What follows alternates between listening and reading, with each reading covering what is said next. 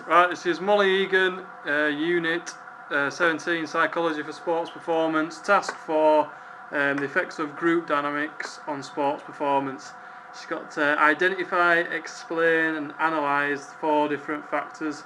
She's going to talk about stages of group development, Steiner's model, Ringelmann effect and social loafing.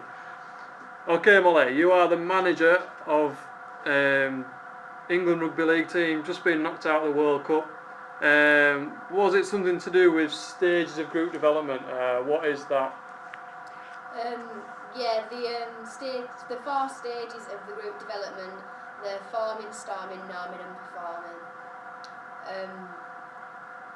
I think the forming stage is when the team are getting to know each other and given activities by the manager to bring them closer together. Then they go through the storming stage, which is when they start to bicker with each other. It could be due to a clash of personalities or fighting for the position on the field. Then they'll go to the norming stage, which is when they start getting along as a team and start creating a better team climate and growing respect for each other.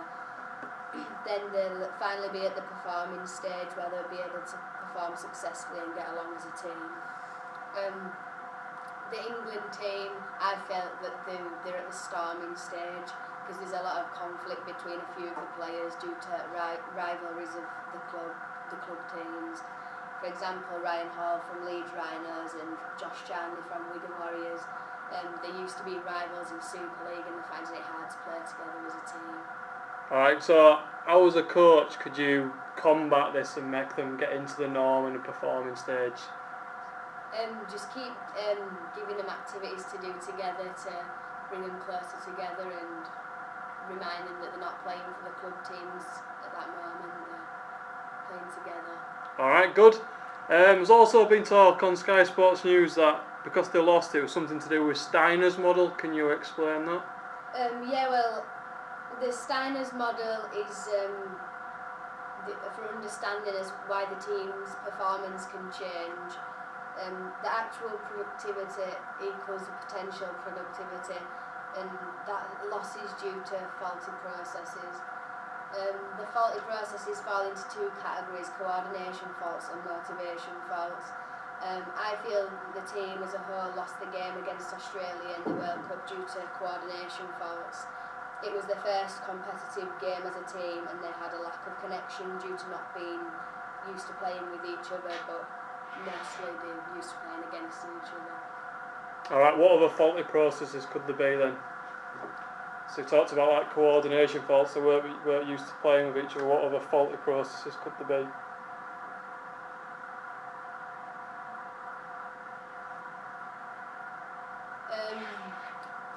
The motivation faults, because they're not trying hard enough for the team and they're preventing the team from fulfilling their potential.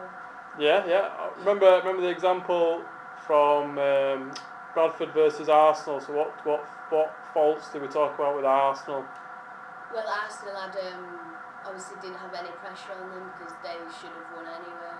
So they wouldn't have tried as hard as they could because it would have been an easy game for them.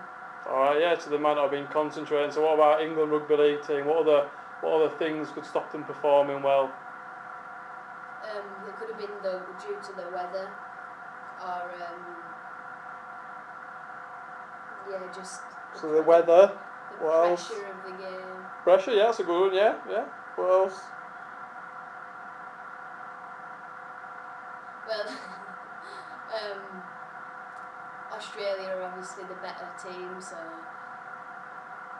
it felt like not good enough. Yeah, exactly. Alright. Okay, so also there's been talk in the newspapers about the Ringelmann effect being a reason why England lost. So can you talk us through that? Yeah, the Ringelmann effect believes that an individual's performance decreases depending on the size of the group. So the more people in the team, the more one player's performance will decrease because they seem to depend on the teammates to do the work for them. I saw the Ringelmann effect occurring in the game against New Zealand in the semi-final. When the team started lacking in defence, as the game came to an end, the players started depending on the other players to push the ball back up the field to keep it away from the try line. Yeah. Okay, so Did you see any other sort of like Ringham effects taking place? You see any other body sort of like not putting the effort in? Were they expecting your star players to perform? Well, yeah, obviously it was, well, it could have been Sam Tompkins' last game, and he's usually the star player of the game, so it seemed that a lot of the players were just counting on him to... Right, good. What about the... Obviously, rugby league's got a big squad of people. Okay, it's not just like a 15 or 13 on 13. Do you reckon that played a part, that you had too many in your squad? Well, yeah, because the players who there's two positions for there's two players in one position, and obviously they'll expect the better player to do the work for their position, so they can sit back and go on for 5 minutes and come back off and not really have to do anything. Right, yeah, good. So that links quite a lot into social loafing then. So the team got criticised for social loafing quite a lot. So what is that? Well, yeah, social loafing is when players fail because they're lacking motivation or hiding within the team. A player could be lacking in self-confidence or suffer from high levels of anxiety. I saw the social loafing occurring in Tom Burgess. He knows he isn't the best prop on the team, so instead of trying to prove everyone wrong and making some good tackles, he just blended into the game and tried to hide away from the team so that there was no pressure on him and he can't make mistakes.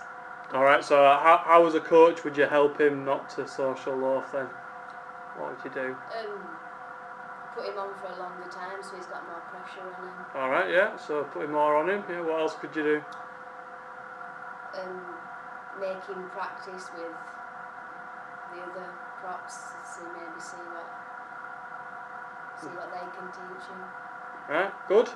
Right, have you got anything else to add to this press conference? No, that's it. Is that it?